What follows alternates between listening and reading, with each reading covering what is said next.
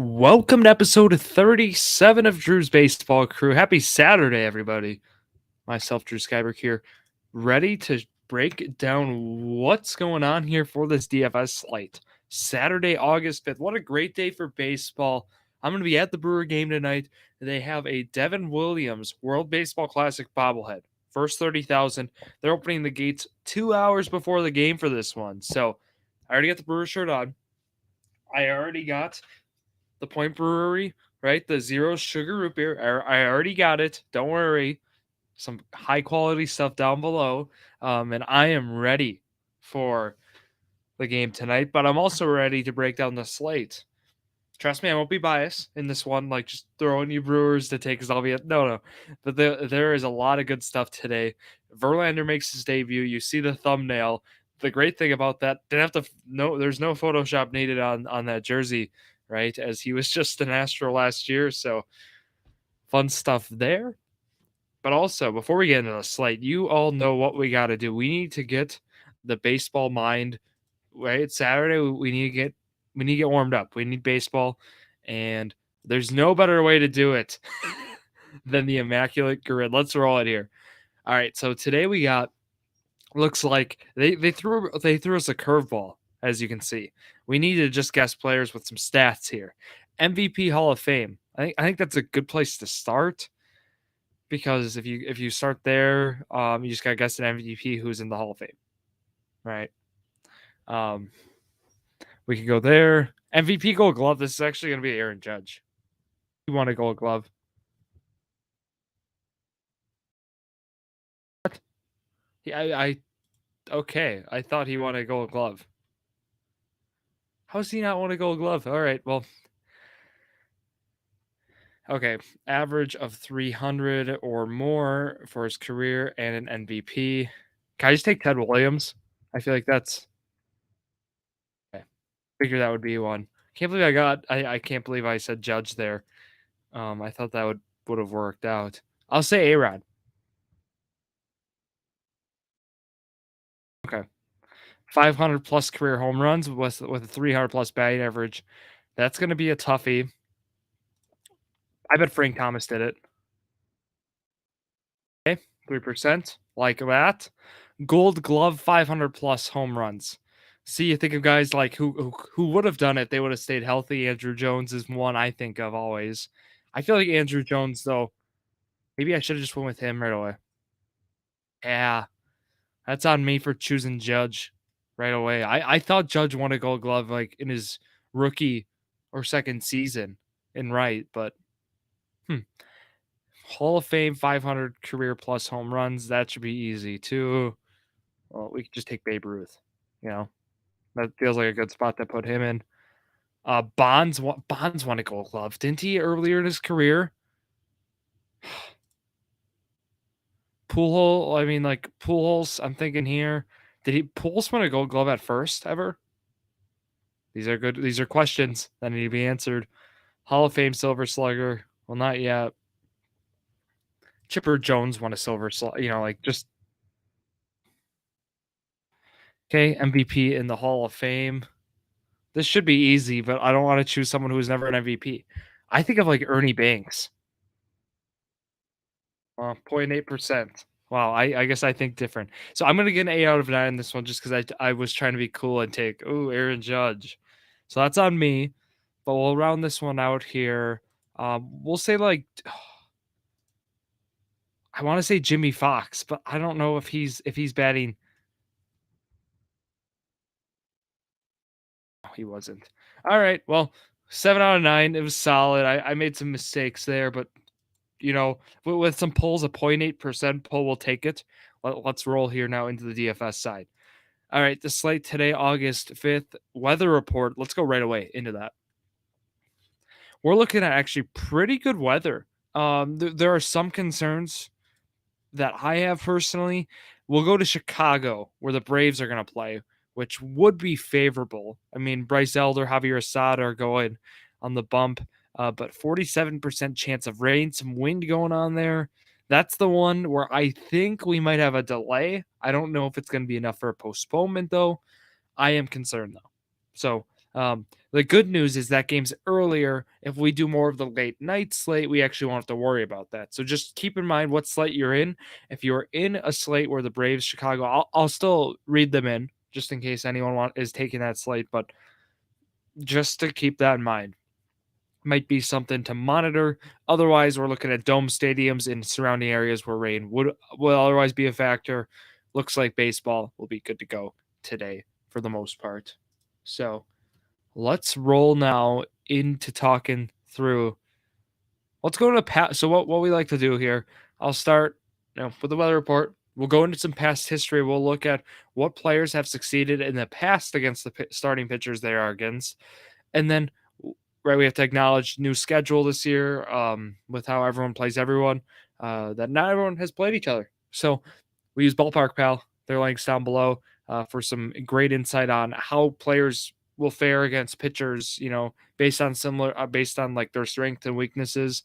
Then we'll also go into the pitcher report. We'll look at what pitchers we're targeting today as well. Let's go look at the past history now. Let's see kind of who has done well against the pitchers they are against. So to start us off, to lead us off, Francisco Lindor of the Mets against Kyle Gibson, 18 of 51 for his career, 6 walks, 8 strikeouts, OPS there a little over 800. So decent numbers for Lindor. Good enough where you'd be happy to go with him. No home runs though in 57 plate appearances, so that's a little concern for me. Ty Black, or is it Block, for the Colorado Rockies against Nolan Arenado. These numbers are something. 10 for 16. No strikeouts. OPS of over 1,500. Spots like these, when we have that kind of sample size, you want Nolan Arenado in your lineup. Pencil him in. He is someone we'll be looking at today. Charlie Blackmon against Steven Matz. 10 for 20. 2 walks to 3 strikeouts. This game is not in Colorado. I do want to just keep that in mind with this, but still interesting numbers.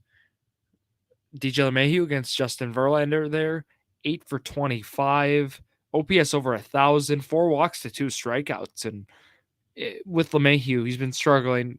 That would be a play I would consider, I think, there. It's an early slate play if you need one. Ketel Marte against Kenta Maeda, and Kenta Maeda has been very good lately. He's been phenomenal since coming back. 8 for 17, though, for Ketel Marte.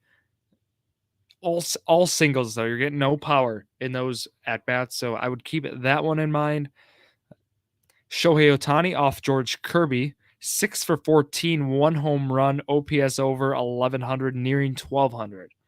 Yes, Ohtani could be a good play in the lineup today. Daniel Vogelbach against Kyle Gibson, 6 for 11, 1 home run, 2 walks to 1 strikeout. Interesting to see with Vogelbach today. If you need a first baseman, he could be a good price. Would consider him in the lineup. Next up we have is Austin Barnes. So I don't think Austin Barnes will be in the lineup, but if he is, 5 for 9 against Blake Snell for his career. Actually has better numbers against him than Will Smith does. So that's interesting there. If you're looking at a catcher, we'll wait to see if Barnes is in the lineup. Could be one to monitor. Otherwise, there's a few more here. Starlin Marte off Kyle Gibson, 5 for 10, 1 walk to 2 strikeouts, OPS over 1,100. Masataka Yoshida of the Boston Red Sox, 4 for 6, with a home run off of Jose Barrios for his career. Jaron Duran also 4 for 8 there, 2 home runs off of Barrios for his career. But then Rafael Devers, 5 for 28, 4 strikeouts for his career. Not good numbers whatsoever. OPS there right at 600. Ooh. So Yoshida and Duran, yes. And Devers, no. Alfonso Rivas. This is interesting. Pittsburgh Pirates first baseman off Corbin Burns, 4 for 9 for his career with a double in there. Homered yesterday. Rivas could be a sleeper first base play today. Be honest, he's been hot lately, swinging. His bat's been on fire, as they say. Could be a guy you want. Josh Bell now with the Marlins, 3 for 6 with a home run off off of John Gray for his career. Intriguing matchup. Elias Diaz, 3 for 7. The splits for him, though, are heavy Colorado, so I might not be interested in that one. Jeremy Pena off Nestor Cortez, 3 for 4 with a home run. So those are the big sample size that I think are appropriate to look at. Also, I guess Ty Block and Wilson Contreras. Contreras is 3 for 9 against him for his career. Decent OPS over 800, but maybe. So there is your report. A lot of good matchups for hitters today. You might notice a theme. The Mets have done well against Kyle Gibson for their career, or for all their careers. The Cardinals have a good matchup against Ty Block. And then also there's some guys who have done well against Blake Snell, some have not. And then also Jose Barrios has a good history, or two Red Sox hitters have really good history off of Barrios. So that's what we're looking at for that. But let's go over to the pitcher side, talk about who I am looking at to have as my starting pitcher today. If you're doing two-man, if you're doing Fantasia Sports, their link is down below. But the big talk is there's some debuts for players today.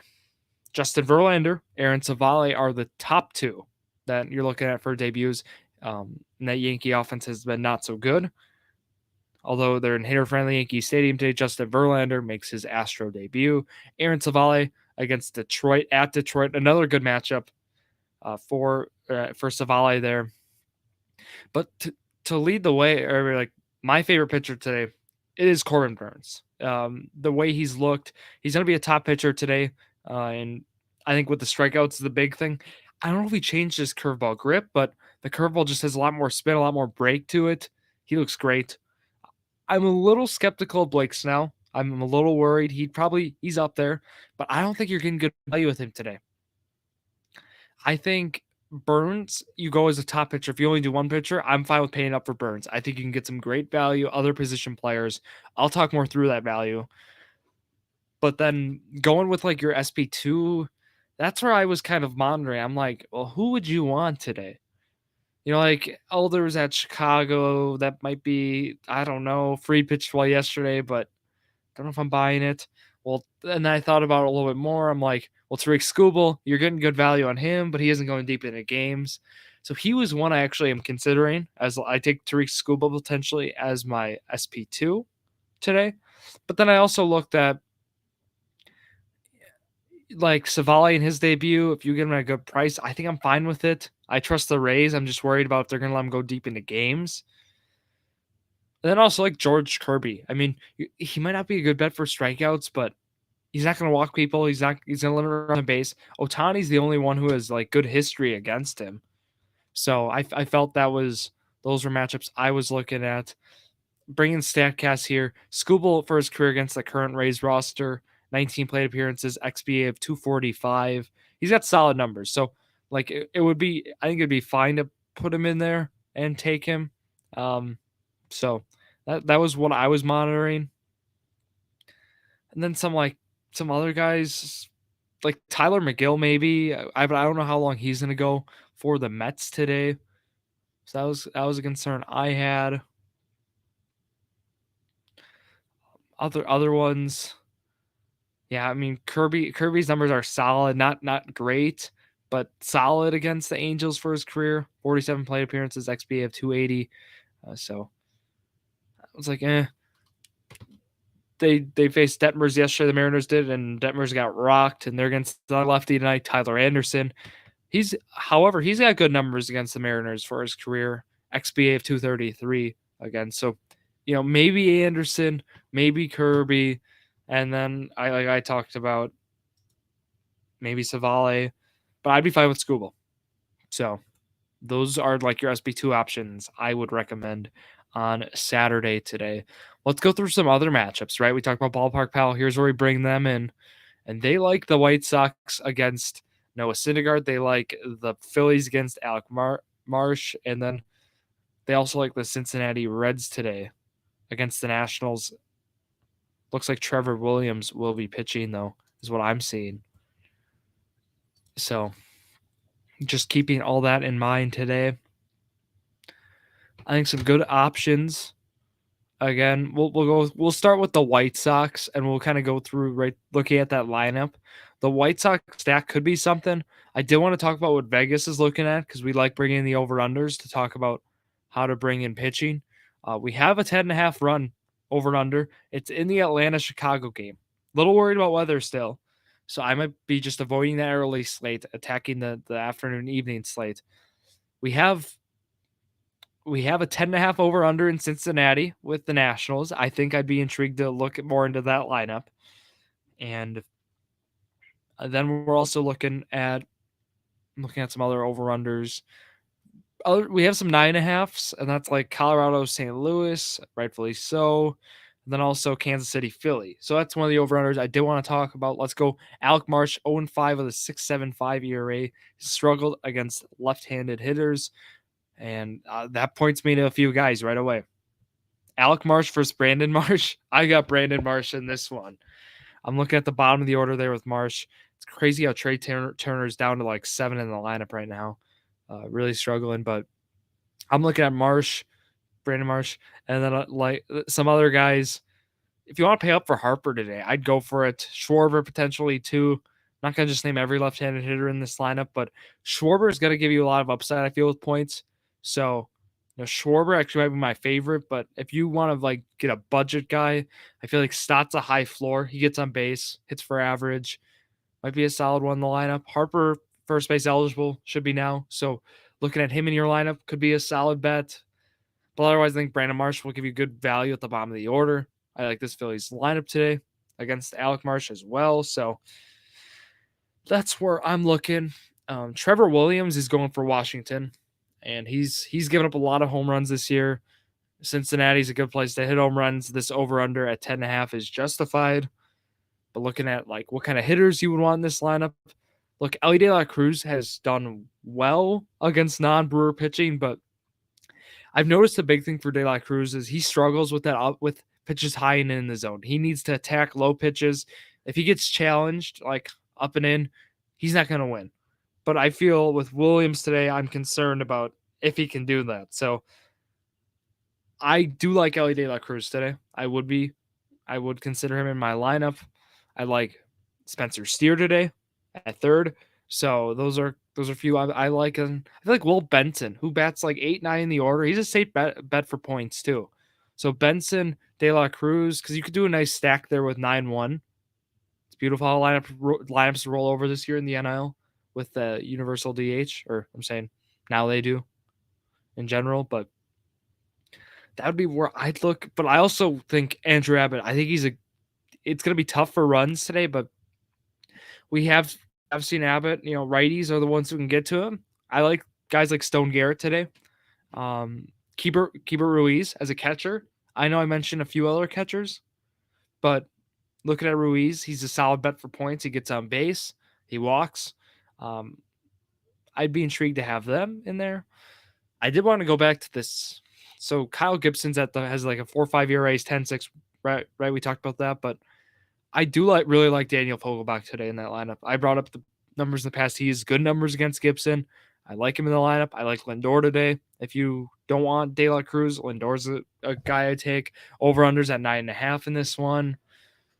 I don't know. I'm a fan of that matchup over there today. Some other guys, though, we should mention, right, because Noah Syndergaard's going for Cleveland. Oscar Colas at the 7th spot projected in that lineup. Ballpark Pal likes him today, a plus 34% change in runs created today. A lot of that driven by extra base hits. We like to see that.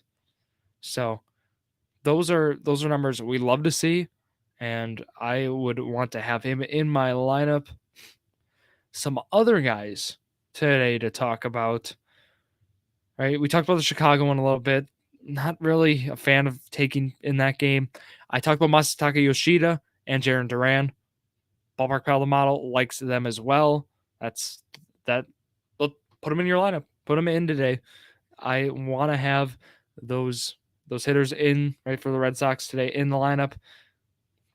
Like the upside. There's some Cleveland hitters as well against Michael Kopech. I would like in. Oscar Gonzalez should get more playing time, right? With all the trades that happened, it looks like he's going to be the DH today. that would be enough for me to put him in the lineup today. Would want him there. So Oscar Gonzalez, potentially as your DH. Depends how the lineup shakes out. Bailey Falter is pitching for Pittsburgh. 0-7 with a 5 ERA this year. It's a left-handed pitcher. Brewers struggle against lefties. We know this by now. And the model, actually, Ballpark Pal, doesn't like too many Brewers today. And rightfully so. There are some that the model likes. Brian Anderson's a great example of a guy who's going to get bumped up in the lineup today because of this left-handed pitcher. And he's someone back off the IL. He's decently priced right now based on, right, black. He's been gone for a few weeks. So Brian Anderson at third base could be a safe bet. You need a save if you can't afford Arenado. Anderson's a good floor play. I do also like Joey Weimer, who I think is going to start moving into platoon role. He struggles against right-handed pitching. It's been inconsistencies. It's been an increase in strikeouts. I think Weimer is going to be a guy you're going to want that as a left-handed or against left-handed pitching today. And those guys right now are slated like in the bottom of the order, but I think they're going to get bumped up tonight in the lineup. I like both of those guys today. Then, of course, what's there not to like about Yelich? You can get him for a good price. I'd go for it, but otherwise, there are better options today around the same price and for better value. So I gave a lot of options today. Like I gave you a handful of guys from the Red Sox game. Then, of course, we had some of the other guys to just pick based on matchups. I can go through them here briefly. Right, we talked about Arenado, Ketel Marte, Daniel Vogelbach, and then we talked about, I didn't even talk about Gene Segura, but 5 for 9. He's not even on with the Marlins anymore, though, so that doesn't work. We talked about Yoshida, Duran, Josh Bell, and then, of course, the other guys, Brandon Marsh, then Schwarber. We talked about the Reds today. But yeah, I wish you all the best of luck here on this DFS slate. My lineup will be posted at Drew Sports Crew on Instagram, and right, it'll be posted on TikTok as well. And then also YouTube Drew Sports Crew, Facebook Drew Sports Crew. You can find it there. I wish you all the best luck again in this DFS slate. I'll be here tomorrow. If you like Wisconsin sports, a Wisconsin sports show, Drew Sports Crew tomorrow. Live show Thursday, 7 p.m. Central, Petskill Brewing of Jersey Million. It's in Manitowoc. There is information on social media if you are in the area and would like to attend. This is Northeast Wisconsin I'm talking about. So that's going to wrap it up here for myself, Drew Skyberg, here on this Saturday morning. Thank you all for listening to yet another episode of Drew Sports Crew, the perfect podcast for you.